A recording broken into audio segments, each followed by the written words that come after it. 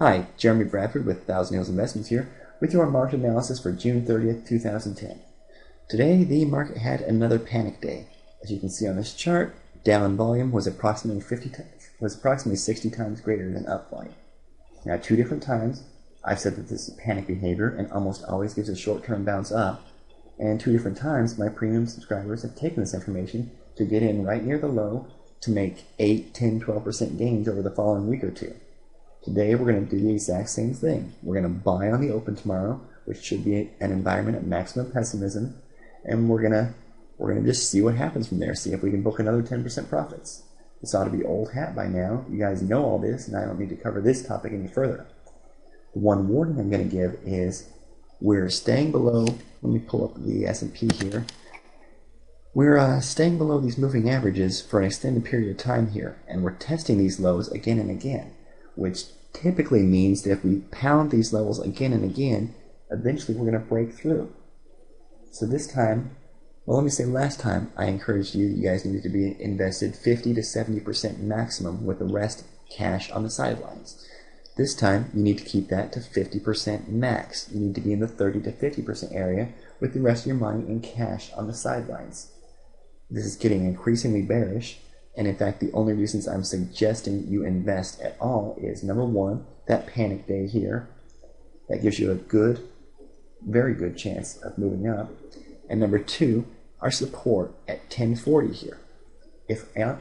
What this means is, if I'm dead wrong, we've only got about a 1% downside here. If it closes below 1040, we're out. On the other hand, we've got a very good potential reward. If we get up into this moving average area, we're probably looking at about 6-7%. So a 6 to 1 risk to reward ratio is very good. Lining up a very good risk to reward and a very high probability makes this a trade we want to get into. Again, we may have some losers, may have some winners, but taking our high probability, high potential scenarios is the way we want to go. And again, if you're one of my premium subscribers, check out the portfolio for my new picks. Now that said, what I want to do today is to give you an update on the general market direction. So let's look at our chart of the S&P. You can see that over the last several months we reached a high here in April of about 1220, and then we retreated. We fell quite a bit on this flash crash day, and the important thing to notice first is how when the market resumed trading upwards, it hit this 50-day moving average, and for 3 days in a row it tried to break it, and for 3 days in a row it failed. Now, that's our first indicator, but no big deal there. Even in bull markets, index prices will retreat below their moving averages a couple times a year. What happened next is that the market retreated down to this 1040 area. Now, I totally expected that to happen. This flash crash was such a weird phenomenon that we were almost guaranteed that we had to retest it and fill in this area here with some sort of more reasonable, more typical movement. So when that happened, when we held up again and had this panic day here, I gave you guys the recommendation to buy. We bought in at about the 1060, 1065 area, if I recall right, and we started to move upwards again. You guys recall that I had to sell out at this moving average here, which turned out to be a good move. We booked 8-10% profit somewhere around that area. And then a few days later, we had another panic day. Once again, on my June 6th video, I had you guys buy in here.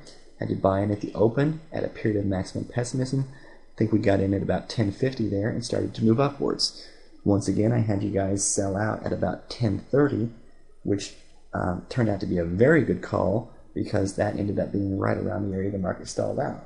I didn't have a crystal ball there. I just saw that we were approaching this moving average. I saw that our risk to reward was now leaning heavily towards the risk side. We had very little reward left. Our market was in an overbought condition, and I had us be safe rather than sorry. We took good profits. Now, this brings us up to today.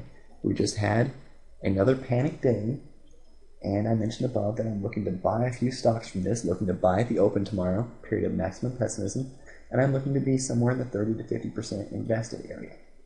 What I need to tell you is that this is a short-term buy. The markets have been below their moving averages for several weeks now, which, as I had mentioned, is a reliable indicator of a start of a bear market. We've been below these moving averages for so long now, I don't see hardly any way we can get back above them and resume a bull. The one thing I'm worried about right now is that everyone already seems to be predicting a bear market. The reason I find this worrisome is that people predicting a bear market is actually a bullish indicator. Let me give you an example. Think back to 2007. Everyone was bullish. The market was making higher highs, stocks were doing well, everyone was excited, thinking higher prices were ahead, and only then, at the peak of optimism, did markets turn down. Same thing happened in 2000. Everyone was so excited. Technology stocks in particular were having a huge run, and people were making money hand over fist in stocks, and they expected the gravy train to just continue. You remember Alan Greenspan called it irrational exuberance. Only then, at the height of optimism, did the bear market start. So if a real bear market is beginning, people should be optimistic rather than fearful. The fact that so many are fearful makes me question this movement. Either people have gotten a lot smarter since 2007, or this is not the start of a bear market. And I don't know which one's the right answer. The fortunate thing is it doesn't matter which one's the right answer. I'd advise you to buy today. I'm taking a very high probability, very low risk scenario. I've given my subscribers the exact picks they need to buy. I've given you the exact stops here at 1040. If the market does close below that, you get out with a small loss. So I've hopefully covered every possible base for you. If it moves up, if it moves down, if it stays indifferent, we don't obviously do anything. Looking to buy in tomorrow at a period of maximum pessimism. Looking to move upwards from there. We'll see if we can book another 10-12% profit. Now keep in mind, this is going to be a short-term recommendation. Let me also, just to give you all the data, say that I'm looking to sell out at this moving average area. Markets probably ought to curl down a little bit with these moving averages in the next several days. So this is probably going to be at about the 1100 area where we're going to sell out. At that point, I will almost certainly offer some short recommendations. I'm just waiting to see the market action unfold. So buy tomorrow at the open. Be mindful of the stop levels. Be mindful of the target levels. Just keep both eyes wide open going forward. Happy investing.